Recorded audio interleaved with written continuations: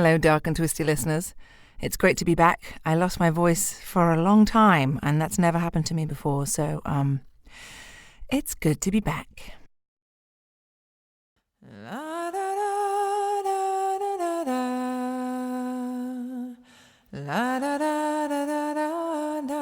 Ah, there you are. Pull up a chair by the fireside. I'm going to tell you a story, but it's not for the faint of heart.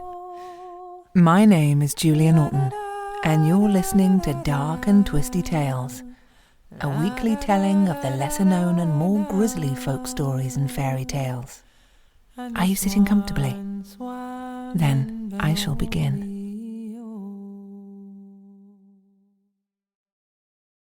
The Steadfast Tin Soldier. Once upon a time, there were 25 tin soldiers, all of them brothers, for they had all sprung from an old tin spoon. They shouldered their rifles and faced eyes forward, and their uniforms, red and blue, looked really splendid. The first words they ever heard in this world, when the lid was taken off the box in which they lay, were, "Tin soldiers!" It was the cry of a little boy as he clapped his hands. They'd been given to him for his birthday, and he was standing them on the table. Each soldier was the living image of the next, except for one who was a little bit different. He had only one leg, as he was the last to be made, and there hadn't been enough tin to go round. But he stood just as firmly on his one leg as the others did on two, and he was the one that was to stand out from the rest. There were many other toys on the table where they were placed, but the one which caught the eye first was a splendid paper castle. Through the tiny windows you could see right into the rooms. In front of it were some small trees standing round a little mirror which was supposed to be a lake, and some wax swans swimming on it were reflected in the water. It was all very pretty, but prettier than all the rest was a little lady who stood at the open door of the castle. She too had been cut out of paper, but she was wearing a skirt of the brightest muslin and a narrow blue ribbon over her shoulder like a scarf, and in the middle of this was a glistening spangle, the size of her face.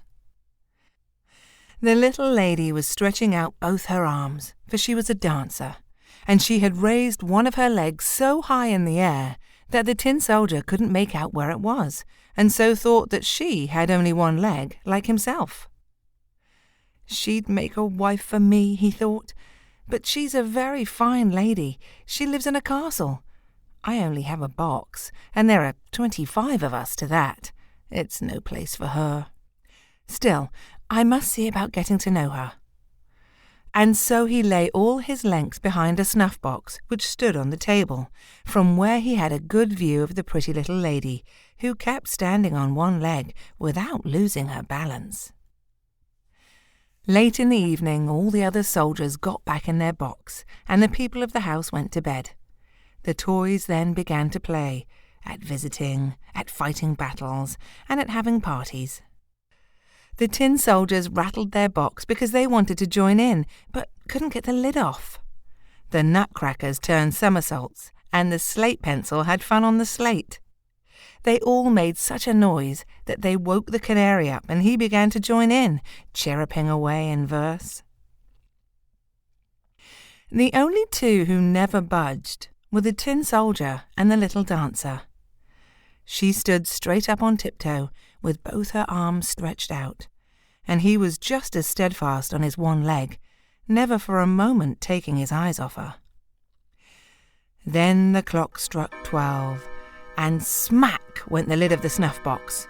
But there wasn't any snuff in, only a little black goblin, a tricky little jack-in-the-box. "Tin soldier," said the jack-in-the-box, "just you keep your eyes to yourself." But the tin soldier pretended not to hear him. "All right, you wait till the morning," said the jack-in-the-box.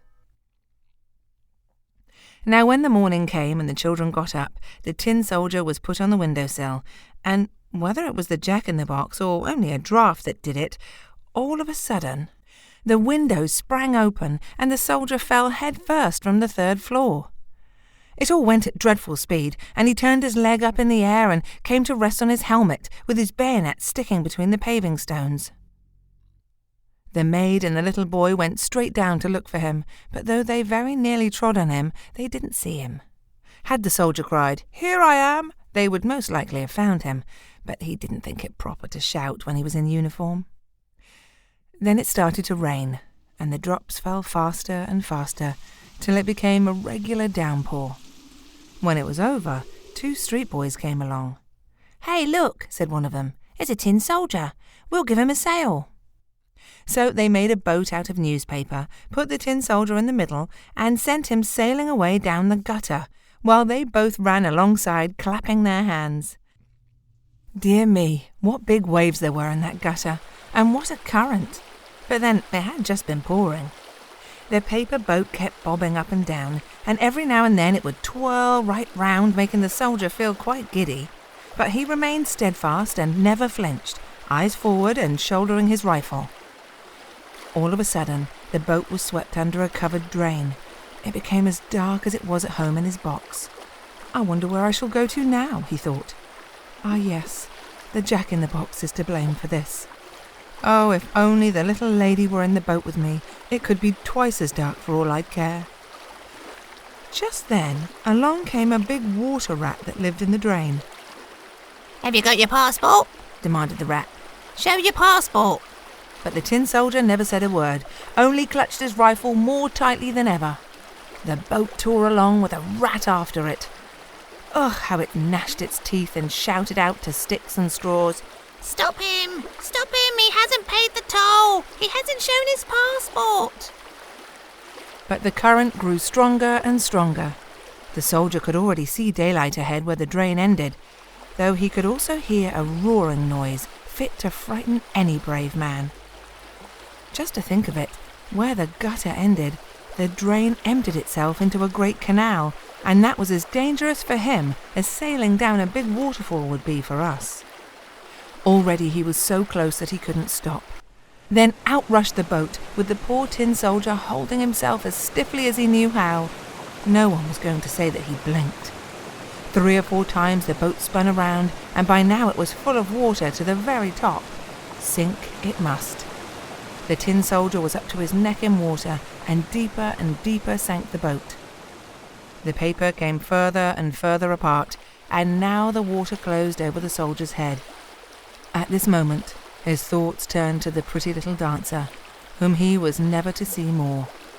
And in the tin soldier's ears rang the old song, "On, warrior, forward to your death now." And then the paper came to pieces, and the tin soldier tumbled through, to be instantly swallowed by a great fish. My word, it was dark in there. It was worse even than in the drain, and so cramped. But the tin soldier remained steadfast, lying full length, shouldering his rifle. The fish dashed about, making the most horrible twists and turns, and then at last it lay perfectly still. And all at once it was as if a flash of lightning had passed through it.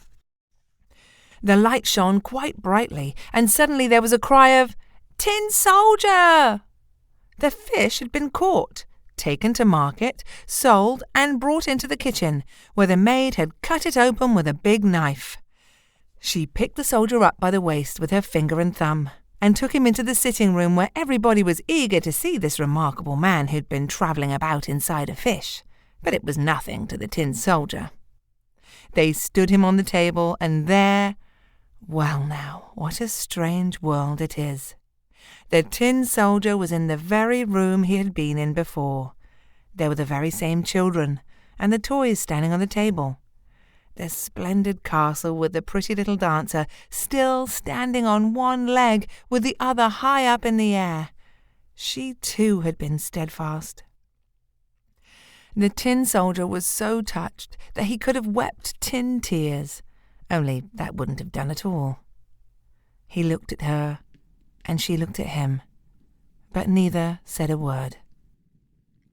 All of a sudden, one of the little boys took the soldier and threw him straight into the fire, without as much as saying why. It was definitely the Jack-in-the-Box that was to blame. The tin soldier was all aglow and felt dreadfully hot. But whether it was with real flames or with love, he couldn't have said. His colours were all gone, but whether they had gone on the journey or from grief, nobody could tell. He looked at the little lady, and she looked at him, and he felt himself melting away. But still he remained steadfast as he shouldered his rifle. Then all at once the door opened. The wind caught the little dancer, and she flew like a fairy straight into the stove to the tin soldier, where she burst into flames and was gone. And then the tin soldier melted away to a lump. And when the maid cleared out the ashes the next day, she found him in the shape of a little tin heart. But all that was left of the dancer was the spangle, and that was as black as a cinder. Thank you for listening to Dark and Twisty Tales. If you liked what you heard, please subscribe on iTunes, rate, review, and share with all your friends. You can also get more information about me, Julia Norton, at julianorton.com. So, until the next time, bye.